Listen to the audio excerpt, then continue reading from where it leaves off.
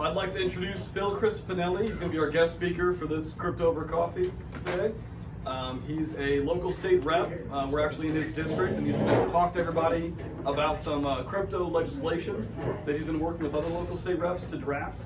And he's also going to take any questions that you guys have about any kind of legislation relating to crypto. So, welcome, Phil.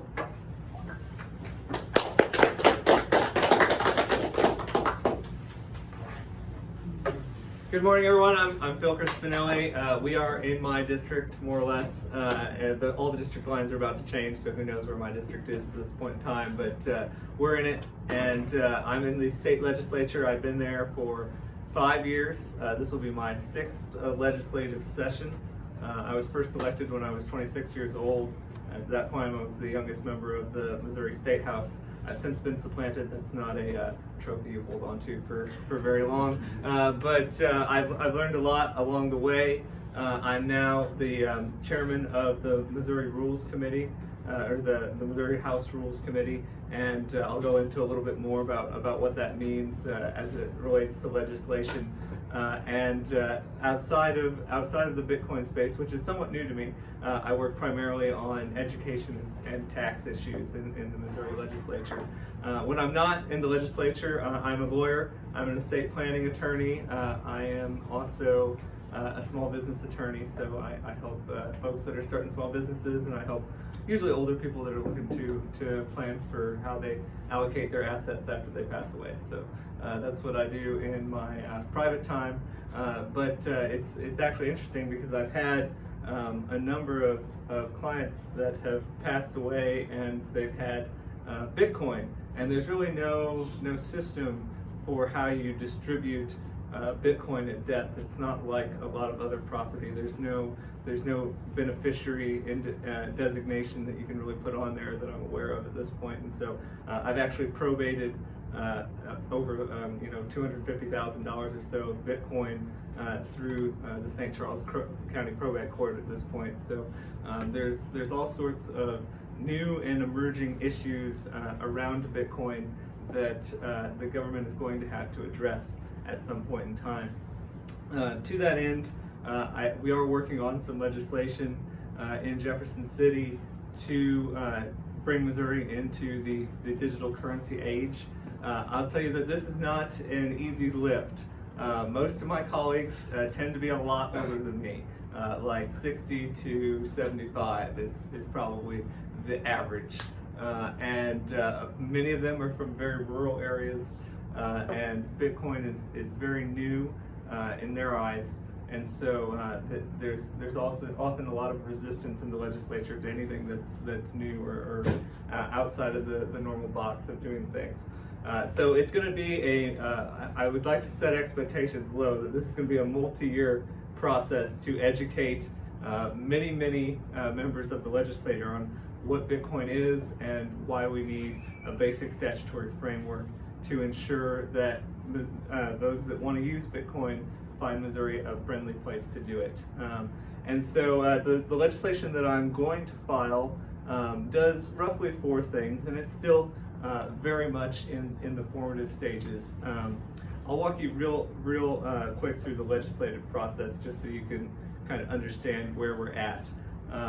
We're in a stage right now called pre-filing, and that is about 30 days before session starts. Legislators can go down to the drafting attorneys in the Capitol, and they can present them like an idea or an outline of what they want to create, and those drafting attorneys will put together a draft, which we then submit in the hopper, and it gets a bill number.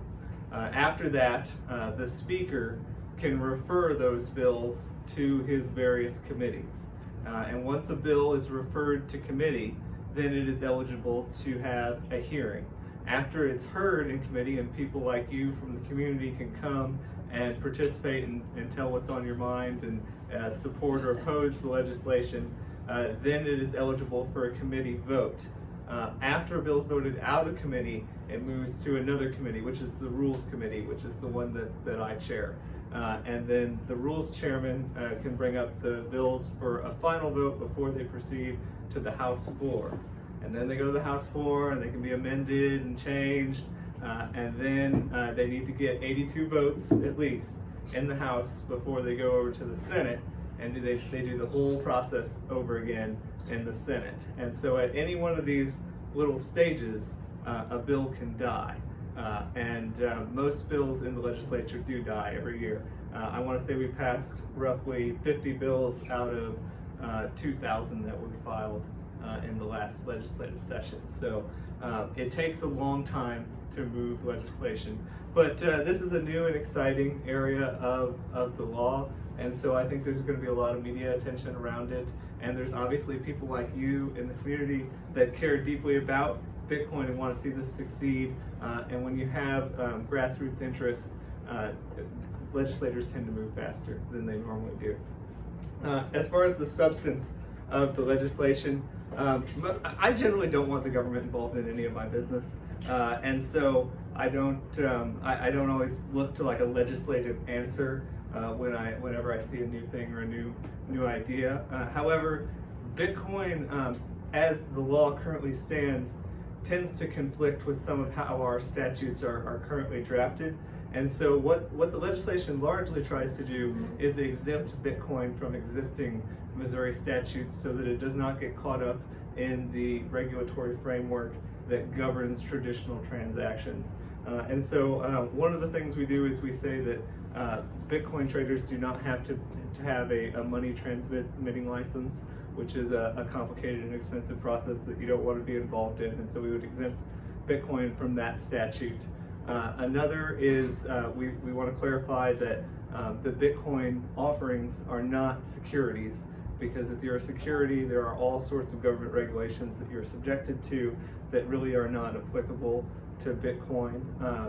The third thing that it does is it exempts Bitcoin from property taxes, just like the money you hold in your bank account is not property that you're taxed on, neither should your Bitcoin be. That's not to say that it is taxable right now, but as the statute's currently drafted, a determination by the Department of Revenue could certainly change that at any time, and I don't think you guys would like sending them a chunk of your Bitcoin every year. So we want to make clear that it's not property, it can't be taxed under Missouri's property tax statute. And finally, it incorporates Bitcoin into what's known as the Uniform Commercial Code, which is perhaps the most boring class you'll ever take in law school. I did it, and but it is extremely important because the Uniform Commercial Code is what do they call it? Default statute for how all commercial transactions are governed in the state of Missouri. And to incorporate Bitcoin into the UCC would bring a level of commercial assurance to Bitcoin that would make larger operators far more comfortable in transacting in it than they are currently. And so the goal of all these legislations is really one, to get the government out of the way and allow the free market to innovate with this new product, and also allow a basic level of assurance in the marketplace that people aren't going to be defrauded or cheated out of anything through the Bitcoin space. And so these largely were not my own ideas. They were modeled off of what was done in Wyoming several years ago that has led to Wyoming being one of the Bitcoin capitals of the country. When other states have good ideas, I think that we should be the first to steal them, and that's where I get most of my legislation. And I'm really hopeful that this is going to be successful. I imagine that we'll have a first draft sometime in the next couple of weeks. And I'll be sure to share that with your group, and you can pass it around. Please know that if you want to change things about the bill, or if you have different ideas of your own, this is very much a bottom-up process. And so I'm always willing to take new feedback and change things around. It's a lot easier to change things at this stage than it is way down past the legislative process after we've already voted it out of certain bodies. So I'd encourage you all to be involved. When we ultimately do get a committee hearing, and I believe we will, it's really important that people show up and show that there's a level of grassroots support for these ideas and these innovations. Legislators really respond to really only one thing: fear. They're scared of people, and so if lots of people show up and pester them about Bitcoin, they will move a lot faster than they otherwise would. So I think it's important to be involved and let your local legislators know that this is something you'd like to see happen.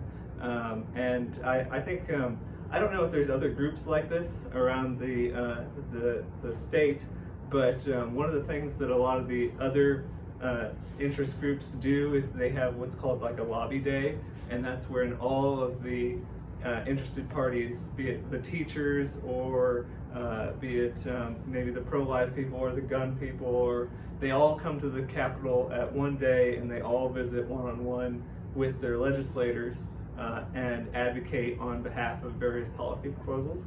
So I think it would be a really good idea if you coordinated with the other grassroots groups around the state and had a lobby day in the Capitol someday that we're in session to come in and meet with everybody. I'd love to introduce you all on the House floor, and it would be, I think, a really positive and productive experience.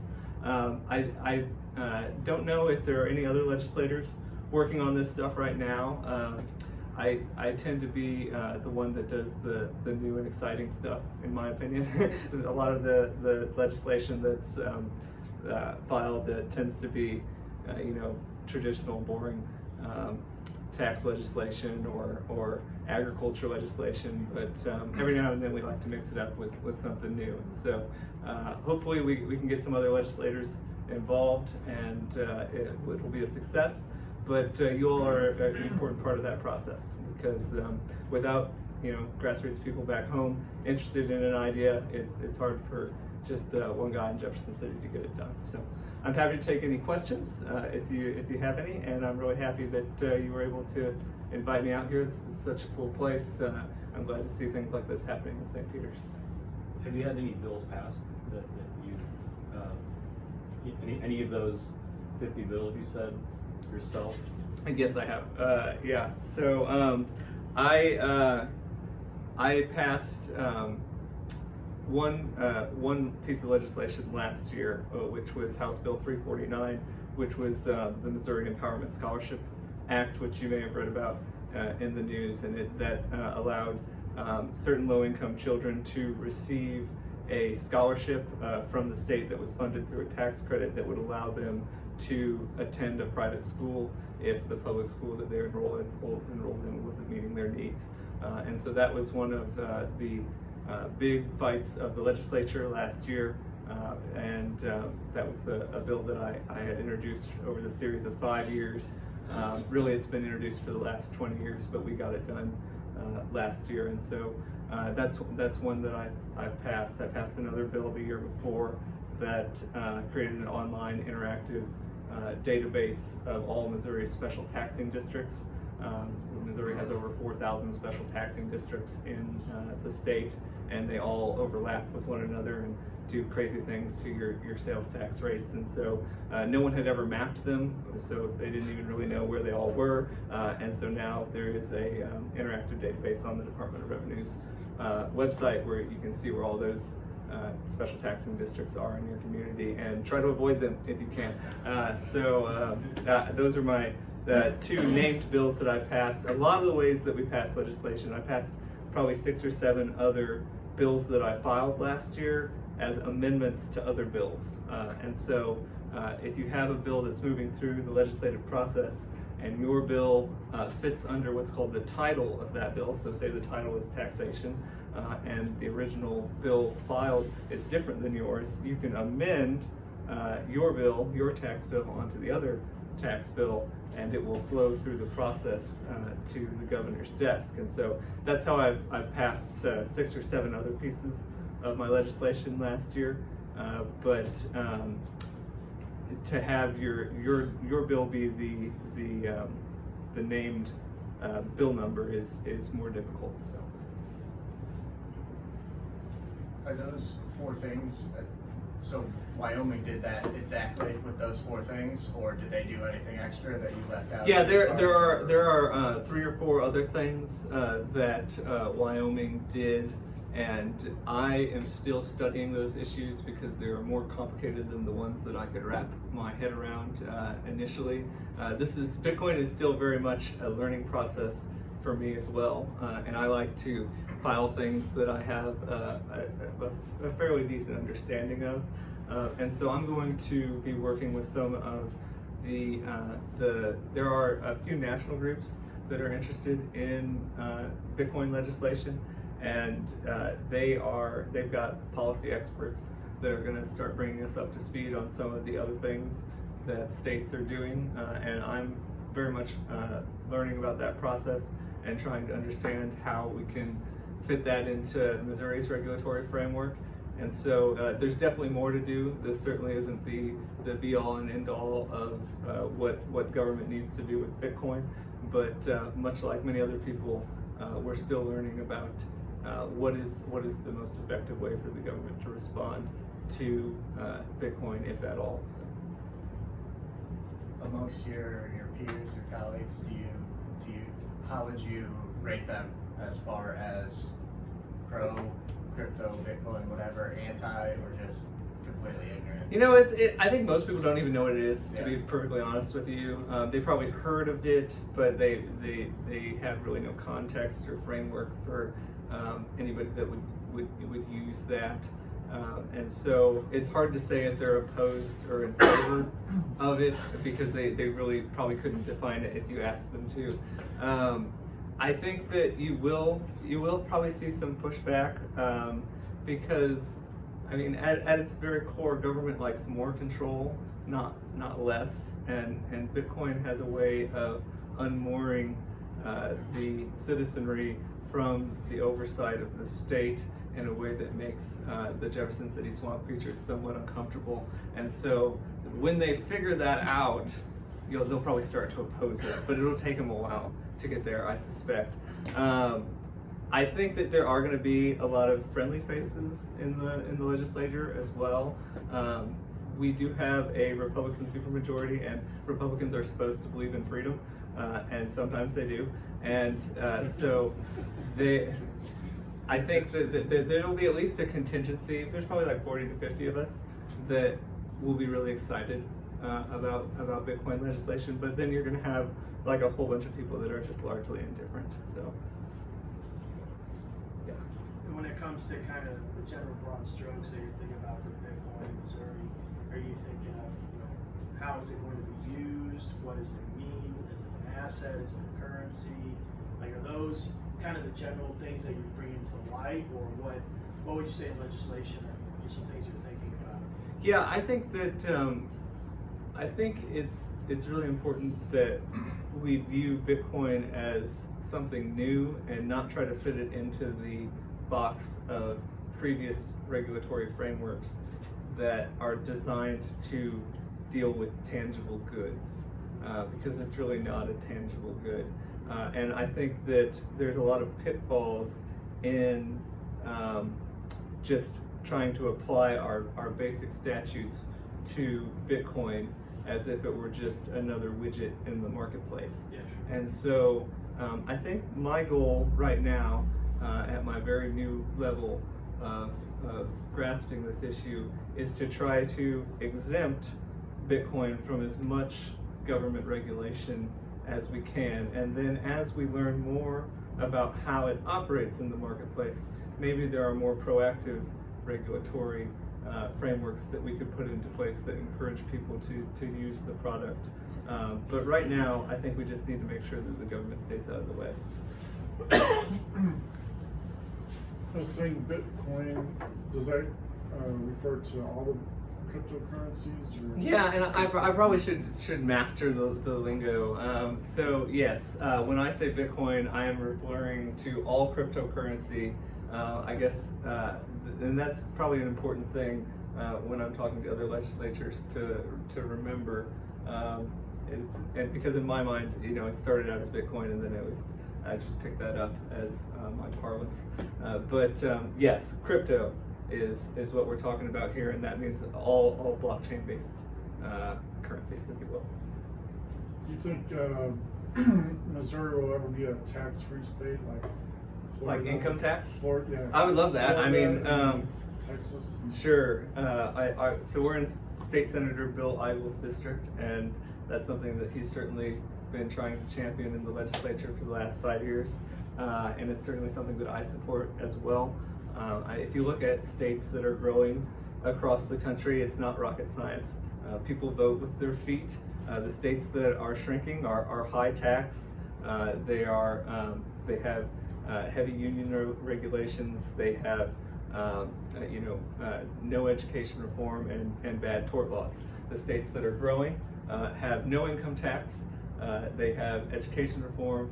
They've passed right to work, and they have eliminated a lot of the really bad lawsuit and tort laws. So I think if we just look at what other states are doing across the country, if we want to grow, we should copy the ones that are doing well, and not Illinois, California, and New York. And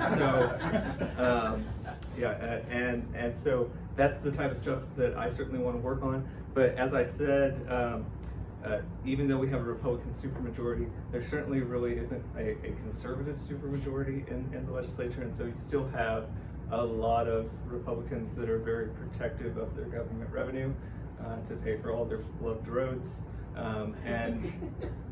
So I think that it's going to be a very long process to eliminate Missouri's income tax. We have put into place 2 tax cuts in the time that I've been in the legislature, and they are triggered tax cuts. So as revenue grows up through inflation over time, it cuts the income tax levels. And so that will shave eventually, I think, 0.5% off of Missouri's income tax, which I believe is around 4.3 or something right now. And so the approach we've taken thus far is when there is new revenue and new opportunities, let's use those new revenues to try to chip away at the income tax until we can ultimately get to a place where it would be eliminated. But right now, to eliminate it overnight, you'd have to find a way to address Missouri's budgetary situation, because it is, roughly 1/3 of our revenue source for all the programs that exist in this state. And so it's not to say that that can't be done, but it's something that's going to take time. In your opinion, how partisan of an issue do you think that this will become? Or is cryptocurrency new enough? Could it be all over the board? Just I don't expect it to be terribly partisan. I think that you're going to have some Democrats that are going to be more tech-centric and open-minded and interested in the issue, and so they'll be open to it from that perspective. And you're going to have some libertarian-minded Republicans like myself that are really excited about the new innovations in the marketplace. And so I think that's your natural base of support. But at the same time, you're also going to have traditional Democrats that just like more government control, and they're not going to be as excited. And you're going to have some traditional Republicans that just don't understand it, and so they just don't like new things, and they're not going to be excited about it either. So I think that it's an issue that will divide the traditional right-left spectrum through which we look at politics, and it's kind of divided more on an ideological and really an age spectrum more than anything else. What should we do? So should I call up my rep and say, hey, you need I don't know. I might be your rep, so that Right. no, you I'm said glad I talked yeah. Let's see. Yeah. So like I said, I think it is important to talk to your legislators, and so once we have a bill number, you can't really call them until there's like something you want them to do. I mean, you can. That's always a good idea to talk to your legislator, but it's an easier call if you're like, hey. This bill, House Bill 123, has been filed.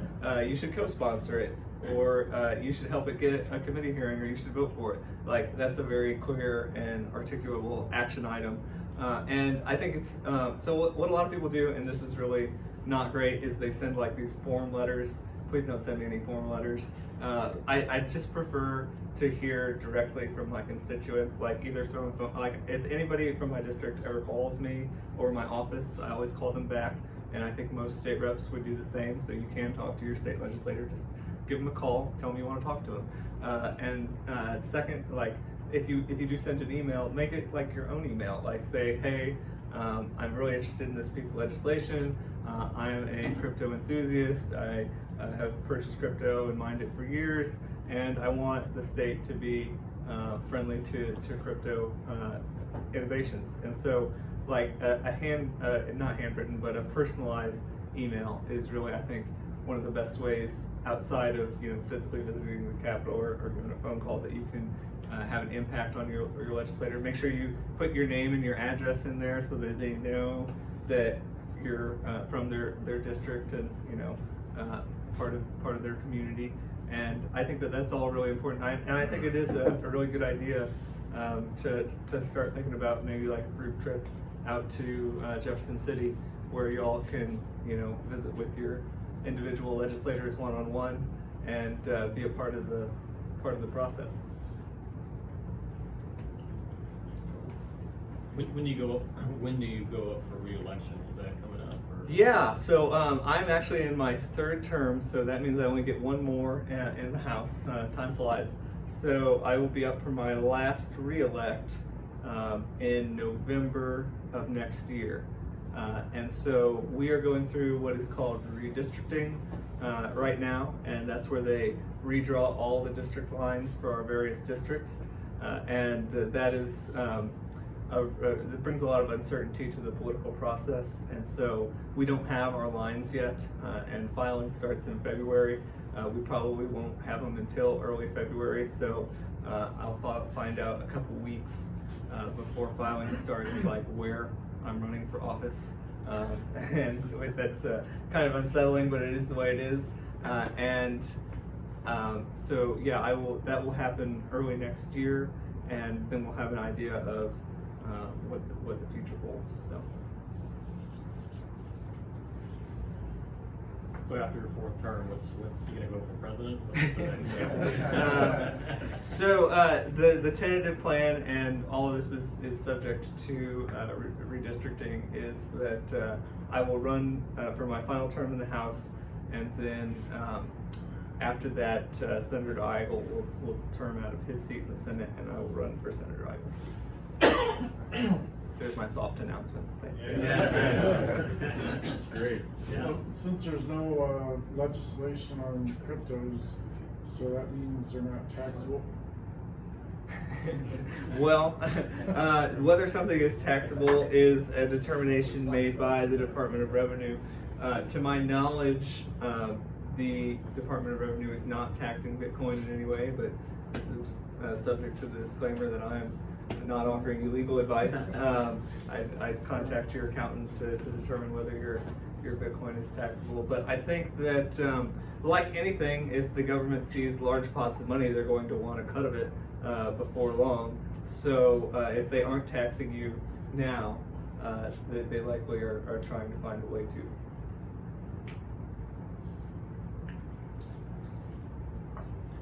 Any other questions for Phil? That's great. Thanks. Thanks, guys. I will put my Yeah, please do. my contact here to give me a call.